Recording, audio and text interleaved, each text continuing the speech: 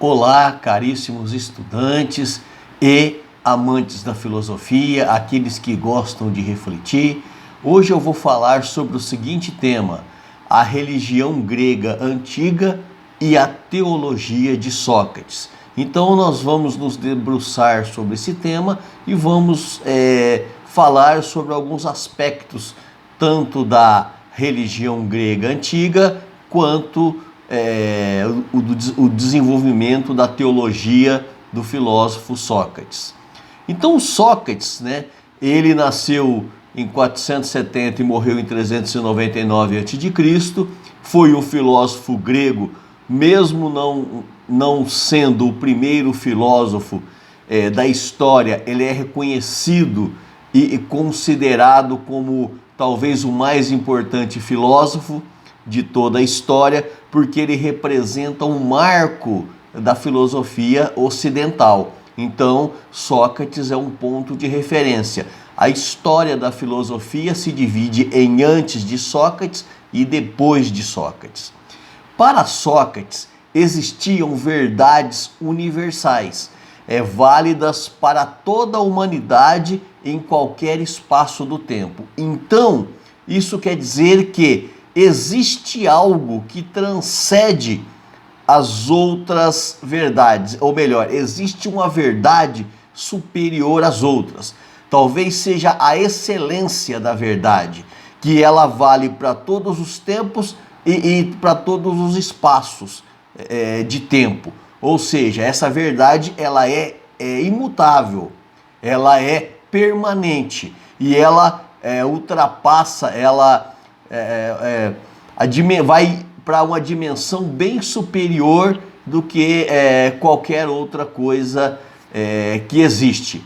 Seria uma verdade transcendente. Essa é a concepção de Sócrates a respeito disso, dessa verdade universal. Para encontrá-las era necessário refletir. Então Sócrates ele vai dizer, para encontrar essa verdade universal, era necessário um exercício reflexivo ou exercícios filosóficos, porque ela, apesar de ser universal, ela não é encontrada de qualquer maneira. Somente através da reflexão, da meditação, do pensamento é que nós podemos encontrá-la. Então Sócrates ele é o filósofo das frases marcantes, como conhece-te a ti mesmo, que é uma frase que ele encontrou na porta do templo, e essa frase fez com que ele fosse em busca dessa resposta sobre o conhece-te a ti mesmo. Então ele vai começar a questionar para ele se conhecer a si mesmo, porque para encontrarmos a verdade universal, a verdade transcendente, primeiro eu preciso conhecer a mim mesmo. E ele vai questionar sobre a existência do homem, o que é o homem, e chega à seguinte conclusão: o homem é a sua psique. Então Sócrates, a partir de Sócrates, o homem passa a ser um ser dualista, um ser que tem um corpo e um ser que tem uma psique. Entende-se por psique socrática a alma, o intelecto e a razão. E é a partir dessa psique que nós podemos encontrar as verdades universais. Então, a religião na Grécia, ela era definida, ou ela era organizada da seguinte maneira: os gregos eles eram politeístas, ou seja, acreditavam na existência de vários deuses. A religião estava tão arraigada na sociedade grega que era praticamente impossível pensar na separação do Estado e da religião, da igreja. Seria sem sentido nós falarmos da Grécia Antiga separando, tirando do contexto Estado religião. Era um mundo antropomórfico. O que isso quer dizer?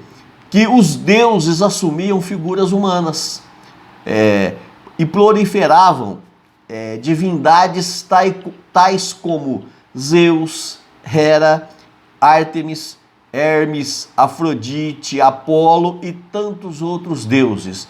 Então, o mundo grego, por ser politeísta, tinham diversos deuses. E cada cidade, e cada templo, e cada organização religiosa tinha o seu deus específico, o seu deus particular. Então, os mortais expressavam respeitos por estas divindades. Então existia lá os festivais, né? Na Grécia Antiga, existia os grandes festivais em adoração a esses deuses. Eram festas que duravam muitos dias e eram oficiais no calendário grego. Então, o recém-nascido, ele era consagrado a Héstia. Então, existia todo um ritual para a sociedade cumprir. O recém-nascido, a questão do casamento, da morte, também eram marcados por rituais. O grego, ele era uma sociedade ritualística, então eles tinham rituais para o nascimento, tinham rituais para o casamento, tinham rituais para a morte, e tudo isso em homenagem aos vários deuses ou ao deus específico que prevalecia sobre determinada região da Grécia. Então, a lei grega, ela vai dizer que ela vai se comprometer perante os deuses através de um juramento, onde o funcionário público, ele tinha que fazer um juramento padrão para que ele pudesse ocupar os cargos públicos. E esse juramento padrão consiste em ele se comprometer em trabalhar, em fazer as coisas da melhor maneira possível. E a própria lei, ela legitimava essa variedade de deuses que existia na Grécia.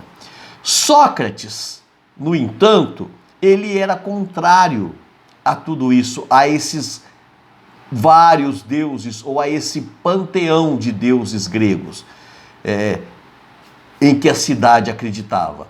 E o que ele fazia? Ele, então, saía nas ruas para ensinar as pessoas e os jovens, de um modo geral, a questionar sobre a veracidade, entre aspas, ou a validade das ações desses deuses em prol da sociedade. Sócrates acreditava na imortalidade da alma e que ele próprio teria recebido a missão de Apolo para defender o conhece-te a ti mesmo. Não estou dizendo aqui que Sócrates não acreditava em alguma coisa, mas ele acreditava de uma maneira diferente daquela que os gregos ali, os politeístas gregos, acreditavam. Ele tinha suas crenças, porém de uma maneira diferente. Então ele vai dizer que essa missão foi dada por Apolo, para ele, Sócrates, questionar a essência humana, questionar a existência humana. Esse conhece-te a ti mesmo, ele é importantíssimo para que o homem consiga chegar à verdade universal, aquela que ultrapassa o tempo, né? E vamos considerar também o espaço. Então, o Deus de Sócrates é a inteligência que conhece todas as coisas. A inteligência a partir da reflexão, a inteligência a partir da filosofia, a inteligência a partir da razão, para que se possa conhecer esse Deus. E essa inteligência, ela é atividade ordenadora e providência, ou providencial. Por que providencial? Porque ocupa com o mundo e os homens em geral. Então, esse Deus, essa providência, se ocupa com o mundo e com o homem em geral. E também com o homem virtuoso em particular. Então, olha só, essa providência, esse Deus, ele se preocupa de maneira coletiva e de maneira particular com o homem virtuoso. Ou seja, o homem virtuoso é aquele que busca a verdade universal, aquela verdade que transcende todas as outras verdades. Então, o Deus de Sócrates, ele vai tratar esse homem virtuoso de maneira diferente. O que aconteceu com Sócrates para que ele fosse condenado à morte? Foi exatamente o fato de não concordar com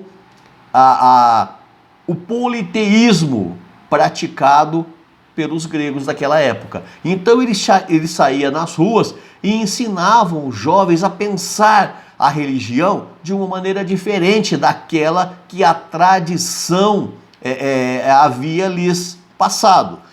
E ele acrescenta também um novo personagem dentro da religião grega, o daimon, eudaimonia ou gênio.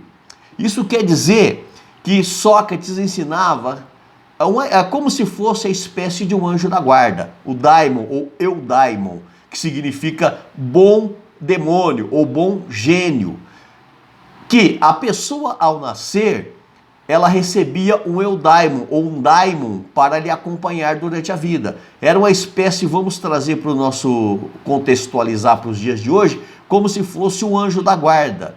Então, Sócrates acreditava que ao nascermos, um anjo da guarda era escalado para nos acompanhar durante a vida.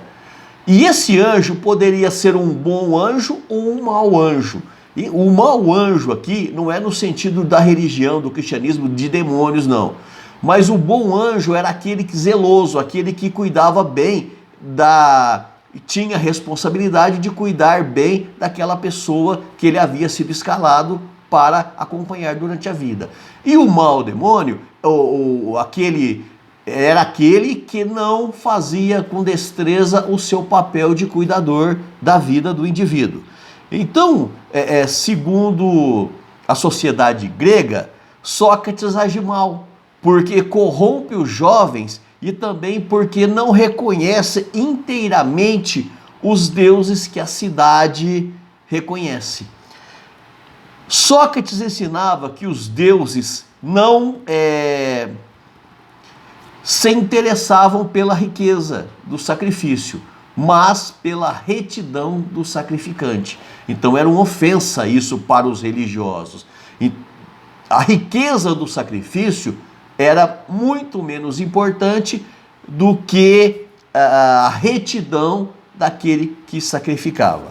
Tudo isso levou Sócrates a ser acusado de corromper a juventude e foi sentenciado à morte. Ele não relutou em nenhum momento para ser liberto. Ele poderia ter fugido, porque os próprios acusadores de Sócrates deram oportunidade para ele fugir, porque sabiam que ele estava sendo condenado e não se justificava a condenação dele, e Sócrates preferiu encarar isso de maneira não covarde, mas de maneira em que ele cria numa verdade universal e que nem a morte dele iria fazer com que essa verdade universal mudasse. Ou seja, mesmo depois de morto, ele sabia que ele era inocente e que os culpados diante dessa verdade universal seria manifesto.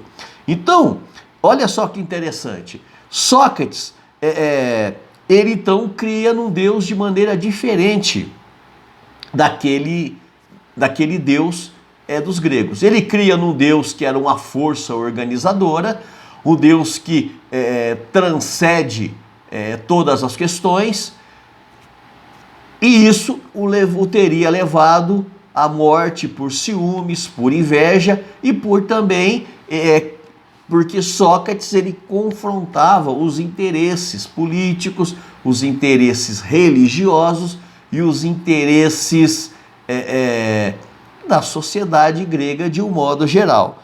Interessante aqui é que Sócrates aqui ele viveu em Atenas, e Atenas foi o palco de um acontecimento em que o Novo Testamento narra ele.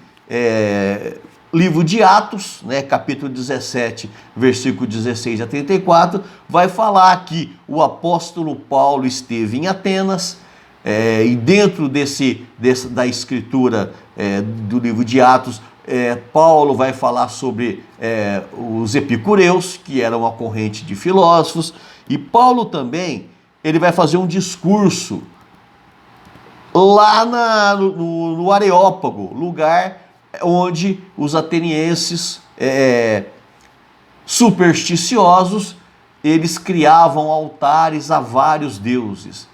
E tinha deus de toda forma, para todo gosto. Tinha altares se levantando ali, levantavam-se altares e criavam imagens de deuses das mais diversas formas. E o apóstolo Paulo, o grande apóstolo dos cristãos, ele é narrado no livro de Atos que ele foi neste lugar e começou a analisar todos os deuses ali, todos os altares com os diversos deuses. E chegou em um altar que estava escrita a seguinte frase: ao Deus desconhecido, e aquele altar não tinha imagem nenhuma. Então os gregos criavam tantos tipos e tantas formas de deuses que chegou um momento em que eles queriam homenagear um deus e já não tinham mais criatividade para criar formas para esse deus. Então só colocou a placa lá: ao Deus desconhecido. E o apóstolo Paulo, então, ao ver esse altar lá com a frase, disse: está vendo? É esse Deus que eu prego, o Deus que eu não vejo, mas que existe. Então, somente a título de curiosidade, o próprio apóstolo Paulo esteve lá em Atenas, esteve lá no lugar onde se prestava um culto aos deuses e fez ali um discurso em favor do Deus desconhecido.